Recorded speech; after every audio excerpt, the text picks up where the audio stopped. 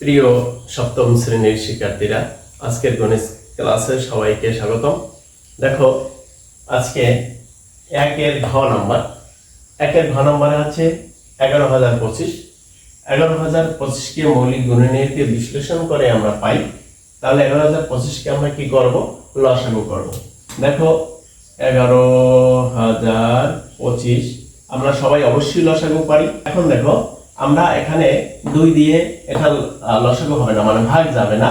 এটার কারণ হচ্ছে আমাদের একক স্থানীয় অঙ্কটি হচ্ছে 5, মানে এটা বিজোড় সংখ্যা। বিজোড় সংখ্যাকে 2 দিয়ে ভাগ দেওয়া যায় না। এজন্য আমরা দেখো 3 দিয়ে চেষ্টা করে দেখি। 3 দিয়ে 11 মধ্যে যায়, 3 3 আর 9 থাকে 2, 20, 3 6 18 থাকে 2, 22, 3 7 21 থাকে 1 15, 3 5 15। আমরা আবারও 3 দিয়ে দেখি। 3 1 3, 3 দ্বিগুণে 6, 7 এর মধ্যে যায়, 3 দ্বিগুণে 6, 1 15, 3 5 15। এরপরে দেখো আর কত দিয়ে যায়? 4 দিয়ে যাবে না, তাহলে 5 দিয়ে দেখি। 5 দিয়ে 12 এর মধ্যে যায়, 5 দ্বিগুণে 10, 2 22, 4 5 20। 22 থেকে 20 গেলে থাকে 2 25, 5 5 25। আবারও 5 দিয়ে দেয়, 4 5 20, 4 45, 5 9 45। দেখো আবার 7 দিয়ে দেই, 7 7 49। অতএব 11,025 সমান সমান 3 গুণন 3 গুণন 5 গুণন 5 7 গুণন 7। দেখো, 3 এর একটা জোড়া পেলাম, 5 এর এক জোড়া পেলাম, 7 এর এক জোড়া পেলাম। আমরা সবগুলোর একটা করে জোড়া পেলাম। এখন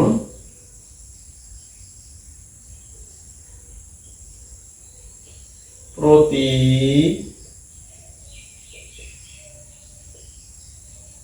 জোড়া থেকে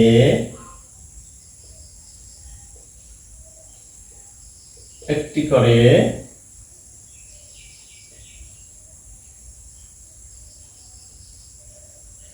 গুণনীয়ক নিয়ে পাই। সমান সমান 3 গুণন 5 গুণন 7।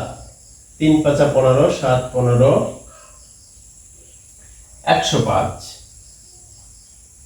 এখানে করে দিচ্ছি বাকিটা।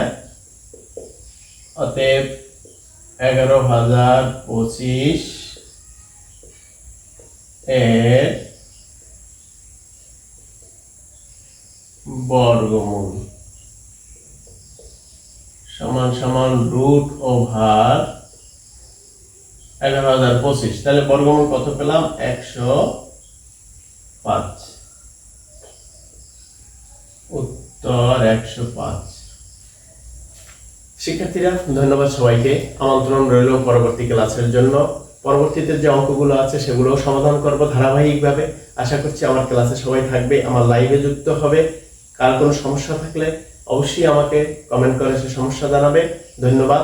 তোমরাও অঙ্কগুলো খাতায় করে ছবি করে আমাকে কমেন্ট বক্সে দিবে। কারো কোনো জায়গায় সমস্যা হলে মার্কিং করে দিবে, আমি সমাধান করে দেব। ধন্যবাদ সবাইকে, ভালো থাকবে।